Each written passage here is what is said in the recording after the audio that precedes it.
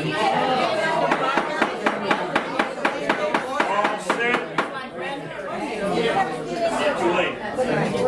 everybody. It's all yours, Brad. Try. Wow. I tried. Yeah. I give up. So I hear that the gavel has dropped from Ira, who said that it's my responsibility to wrangle you guys in. So this is kind of tough. So hopefully I'll add some information that is actually pertinent to each one of your businesses. But before I do, it seems like all the people who get all the accolades and all the rewards and all the claps are people who actually tell and share stories about each other's lives. Whatever. So, but I'll go back and I'll tell you. Thank you. Accolades and claps. So I'm not a big sharer. However, I'll give you a quick, the Cliff Notes version, the way that I got through college, the Cliff Notes version of my life. It started in South Africa. My parents left here because of apartheid. My dad got offered a job in Indianapolis. My mom went to go visit, and she asked people, what is there to do on Friday nights? And they said, well, you drive around the traffic circle, and then we all just kind of hang out and look at each other's cars. And she said, I will leave you. So my dad came here, sponsored but not employed, moved to San Diego because that's where all the South Africans were moving to, here or Irvine, and it's because of the weather. So very similar. It's very, very similar. Right? Yeah. It's just like Jasper, just like Cape Town. So everybody seems to appreciate it. And having great weather is always a way to have perk. It's a perk. And friends and family to come in and visit.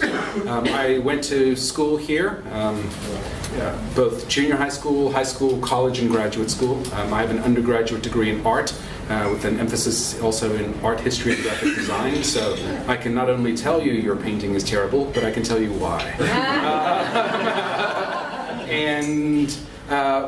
What I discovered when I was in college was that I had a knack for computers. And I think the knack had been installed with me from my dad years and years before. While he's a very, very sweet man, if you guys have ever seen his YouTube video, he became famous. He was actually put on CNN for the guy who was going, fuck, fuck, fuck.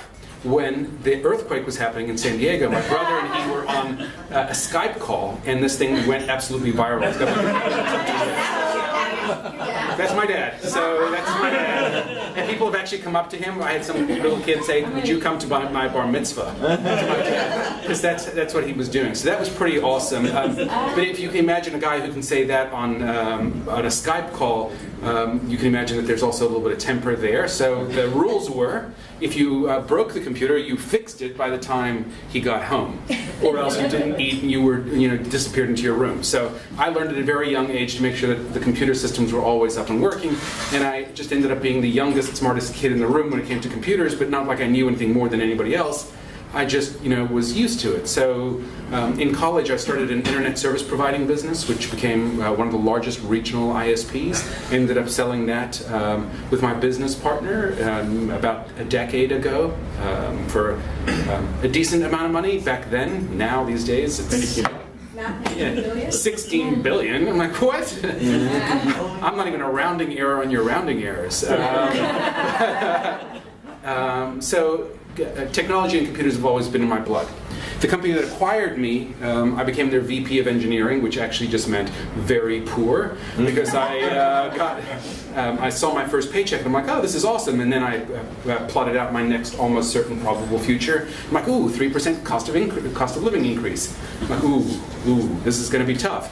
So I went to my bosses, and it was the first time I'd ever had bosses. That was kind of interesting and kind of fun at the same time. Having somebody else give you a paycheck was fun, but at the same time it was terrifying, because every morning that I got in, if the network wasn't behaving well, that meant that the boss wasn't happy, and then he wasn't happy at me, and then it was just, and I don't like being in a situation where somebody else controls my destiny, never mind my pocketbook. It's kind of weird that way. But one of the things that I did make sure that I did is I learned online marketing because I had seen their sales team. And sales teams are like anything else with the Pareto principle. There's the 80-20 rule. 10 salespeople, 8 of them are going to be sleeping, 2 of them are going to be producing. And that's kind of expensive for a company. So I started doing SEO and some other online marketing for our company. And is it working? Yeah. Just the red record light was flashing. Okay. What is that red light flashing? Red means good, unless that's what I told the cop. Red's good. So I started doing their marketing for them, and they started doing inbound lead generation, inbound leads, and they were giving it to one guy. His name was Reza, and Reza was a non-producer. And after about 6 months, Reza became the #1 sales guy in the company. But he was only selling like $200 products, where everybody else was elephant hunting for $1,000 products. But Reza kept getting consistent leads, and he was getting new stuff being generated. And at some point in time, I just went to the bosses. I'm like, hey, the network is running well, so a little bit of stress off of my shoulders. But even though it had been running well, I wasn't ever going to get a salary increase. It was just sort of one of those things that I was stuck where I was going to be. So I said, I'll give you a deal. I'll charge you 50% of what you're paying me right now, and I'll still do my job. But I want to work from home, and I actually want to do your internet marketing for you. And because I want to start my own company, I kind of want to leave. I want to help you guys. I'll transition to somebody else being the very poor of marketing, or very poor of engineering, and I will become the VP, the very proud of marketing. And they're like, we're not so sure. I'm like, we can just do it as a test. If it doesn't work, it doesn't work. But worst comes to worst, you save 50% on the salary, because I promise I'll continue to do the stuff that I'm doing the same way that I'm doing it. Will you do it? 7 years later, they're still a client of mine, but I don't do their engineering. I've hired somebody else who was actually far more competent than I, and I've been very happy ever since. One of the things that it taught me was, no matter how big or small your business was, adjusting to the changes in the way that the market is behaving out there is one of the most important things for generating new leads. So, because I feel like I can change and respond to markets, because I can change and respond because the computer industry changes every 18 months, and the Google world changes every 3 or 4 months these days. Things are always different. I'm really here to make sure that you guys get high value and ask a whole bunch of questions. I know typically these are, so by the way, that was my whole intro on myself, so you can all see it. Great. The videographer Randy's like, no way, I'm not falling for that. So I've learned a number of things in the 7 years that I've been doing online marketing and marketing for businesses. Is that just because it worked yesterday doesn't mean it's going to work tomorrow, and just because it didn't work yesterday doesn't mean it's not going to work today.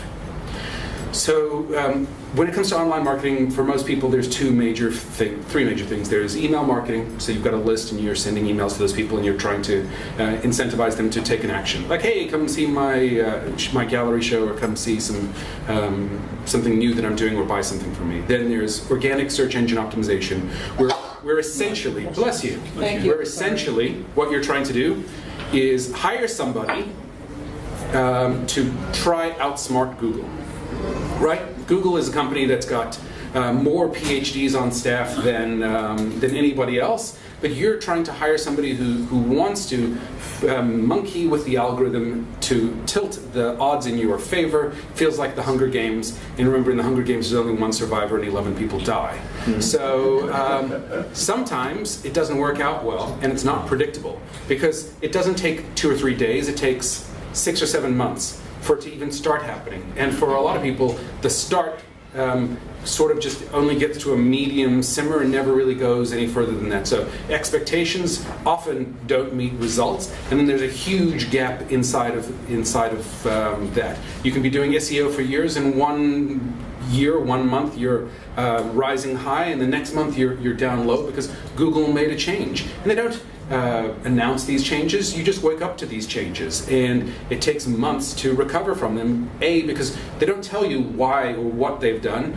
You have to go into forums and groups and other places with other supposed experts, and they really are experts, some of these guys, to try figure out what the other people who didn't get penalized did, so that you can emulate them. But you're constantly in a trailing change, and when they make a new update, things change. So Google has their price per share has escalated, and price per shares only typically escalate unless you're WhatsApp, because you've got no revenue. Google is an established company these days, and their earnings per share have increased because their revenue has increased. How does Google's revenue increase? Well, more and more people have gone to Google's paid advertising platform called AdWords. And the reason that people do that, and I'll tell you, for 5 out of the 7 years, I was like, hell no, I am never paying $1 to Google for traffic. I can outsmart them. Well, the reality is, yes, you might be able to outsmart them for a certain period of time, and you could have a thoroughbred, and that thoroughbred will produce. But if you want consistent revenue, they do provide a platform for this, which is their AdWords platform. The biggest problem that people have with AdWords is that they say, well, the clicks are too expensive. Well, clicks are expensive. But the interesting thing is that Google has structured their entire business on an auction model, whereas the cost of the click is only dependent on the price that the person below you is willing to pay for your click.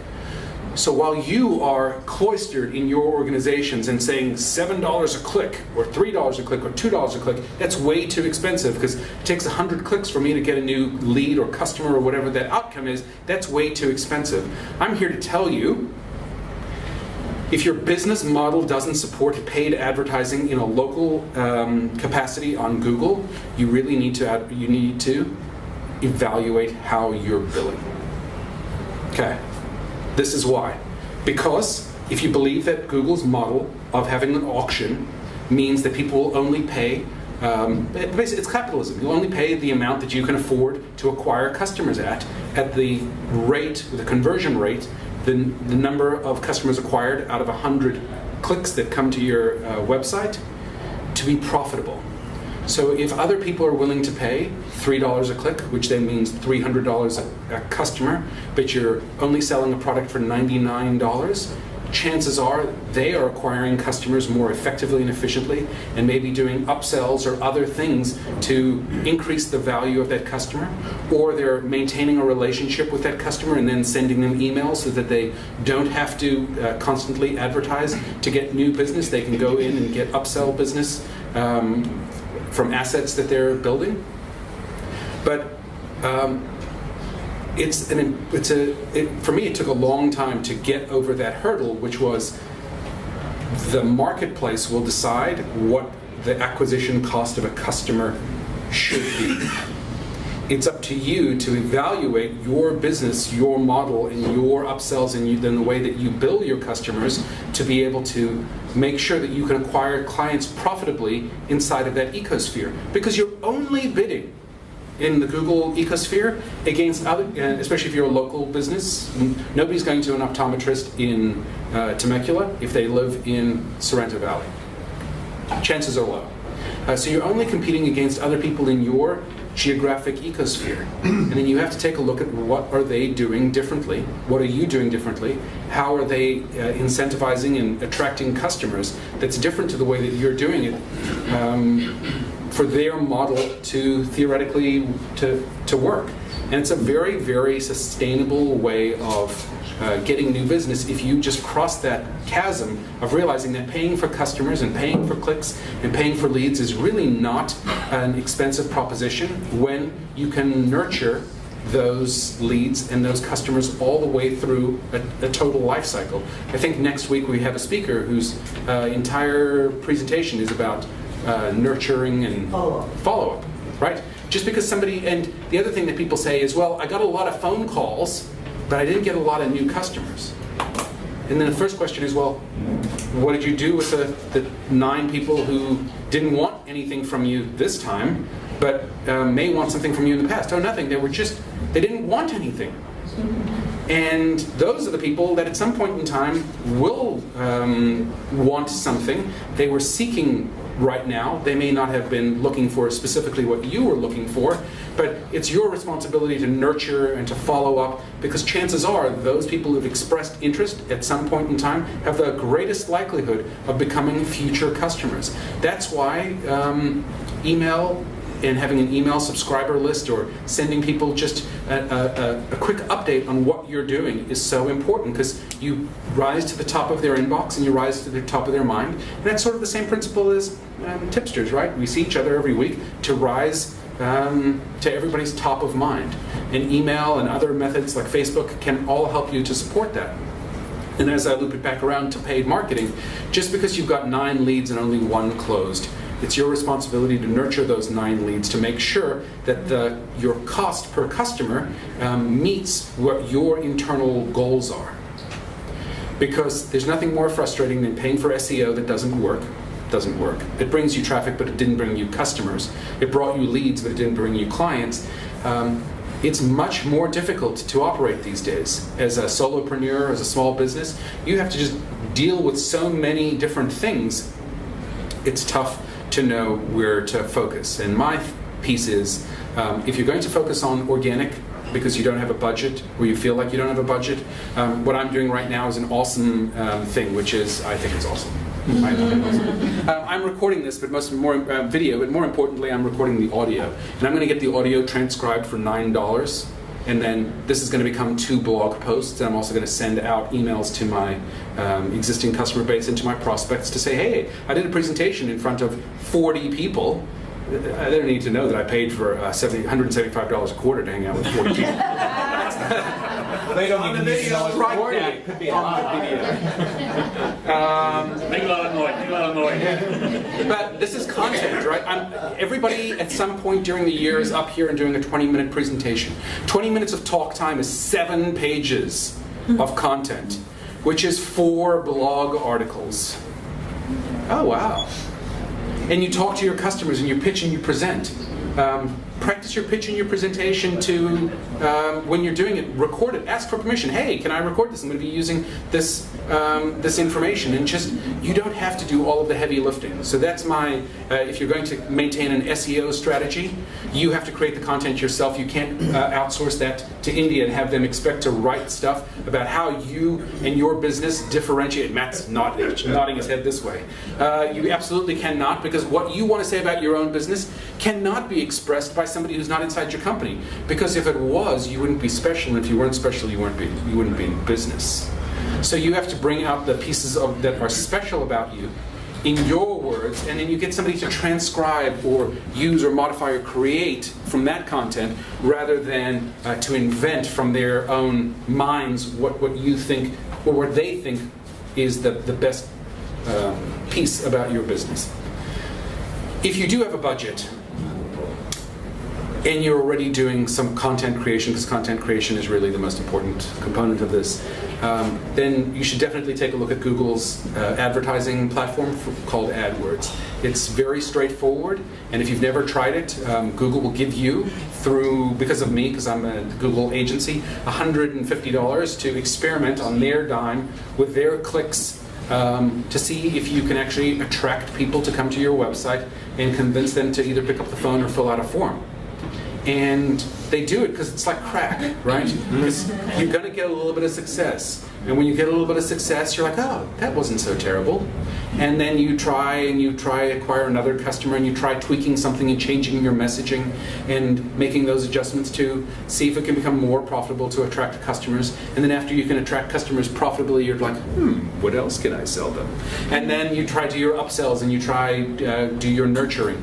And you'll find that at some point you'll have a self-sustaining business, because you'll be nurturing clients on the one side, you'll be paying for clicks and acquiring customers on the other, you'll be creating content from conversations that you're having without having to sit down and struggle and type, because hunt and peck is tough, especially when you're trying to create 7 pages or 8 pages of content.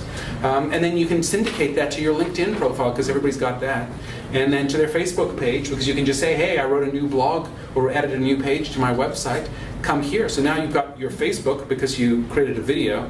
Now you've got your LinkedIn because you say, hey, come look at my website. And you've got these 7 or 8 different things that are all happening because you came and you did a Tipsters presentation for just a few minutes, and then somebody transcribed that info to add it to your site. However, these conversations or these discussions only work out well, when you guys get the chance to ask questions. So I want to take the rest of my time. How much more time do I have, boss? 2 minutes. I have 2 minutes of time. We're going to do the speed round. Ask questions. I'm happy to help. Not cheap. Right, yeah. An AdWords auction, Yes. the price is obviously going to be set. Yes. If you bid less than that, like someone told me that their budget's $80 a day, that Yeah. they're off AdWords by about 10 or 11 in the morning. Yeah. So at that point, does the auction price go down? If there's not someone taking their place? Yeah. Yes. So the So auction. if he's bidding $45, and if I say I'm at $30, will I come up like Yeah, you will. after You all will. those people? Once go they've through? exhausted their resources, other people can show up. So there's often people So who it's have not a set price Oh, necessarily. no, it's a set price every time there's a click. Every time somebody types in a search on Google, there's a brand new auction that happens in their big data centers. So if there's nobody participating at 4 p.m. and you decide that you want to come in and grab the last minute So crowd, there could be 10 garage door companies Yeah. in my zip codes that I select, and they start out at $60 and I'm at $30, and then I may or may come up if they exhaust those oh, you will come up. other 9. Because if you exhaust their other 9, you're going to come up because Okay. Google wants to put the guy who's willing to pay the highest amount up in the auction. So if you know that they're out of their budget by 11, you can start your campaign to start at 2 p.m. Pacific and run till 6 p.m. Oh, you That's can fine. select it You by can select the time time. as well? You can select everything down to how many miles of radius from your office or from a particular address, time of day. You can do day of week. You can do all of those things. Yes. Oh. Oh, 2 things. First of all, just clarifying, are you talking to AdWords, which is on the right side of the... Yes, the 3 on the top and Yeah. the 2 on the 7 on the right. And then the other thing is, I just wanted to thank you because I think we're really lucky to have Brad here. Brad is really generous with his information and helping us, and I'm really appreciative for that. Thank you. I'll just add that line all the way through, and I'm going to use that as a There's quote. a testimonial. Ooh. Are you If anybody still wants on the to- 4-hour workday? So I'm on the 4-hour work week. I've been doing the 4-hour work week for 7 years. I'm the head of the San Diego 4-hour work week meetup group.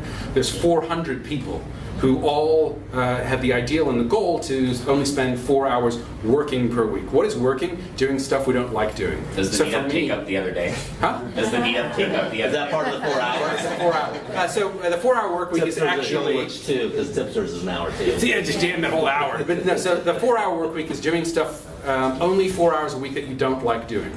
Because oftentimes when we get into the office and we're doing the things that we love doing, and I can assume Matt, when it's designing or helping a client, is extremely passionate, but things like accounting may suck your energy and your creative juices. So the reason that the 4-hour work week exists is because you can find ways to outsource the 4 hours of the stuff you don't like doing. If you don't like writing blog articles, but you like taking pretty pictures of your installation, you can outsource the 4 hours that it takes per week for you to have created that content to somebody else.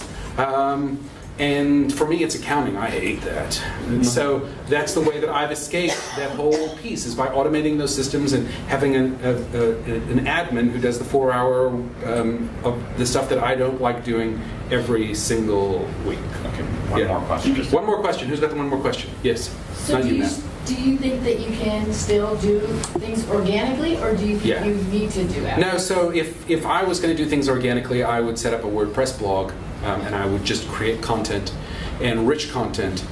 Take a look at some of the other startups out of San Francisco. There's one that's a great one called Wistia. They make a video marketing platform. It's boring. It's like, we host your videos for you. You're like, well, why wouldn't I just go to YouTube? But they make constant and engaging content all the time, so they do a lot of videos. And if you walk people through, just to imagine your environment, you're like, and this is what wine storage looks like, and this is why it's important, and this is why you want to do it for yourself.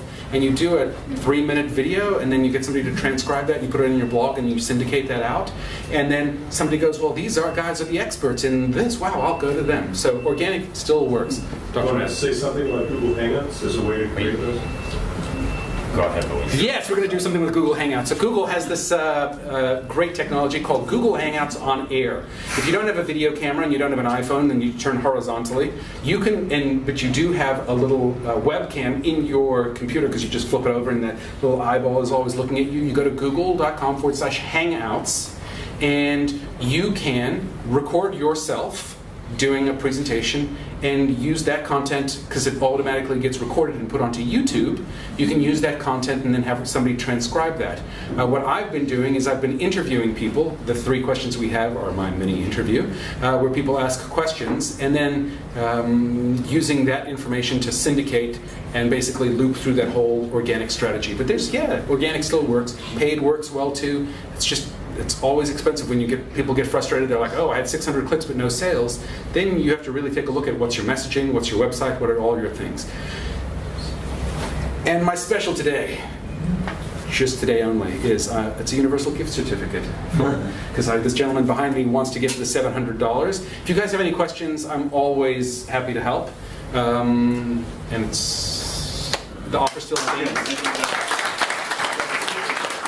I do have a speaker kit that's a $20 universal speaker certificate. Serial number 9017. Got it. If you do have that serial number, then both of you have a counterfeit Yes. 20. Silvergate. Woohoo! This seems. Why are the people giving money to the banks? We need it. Card back. Never put it in the flower drum. I'm not in the flower drum.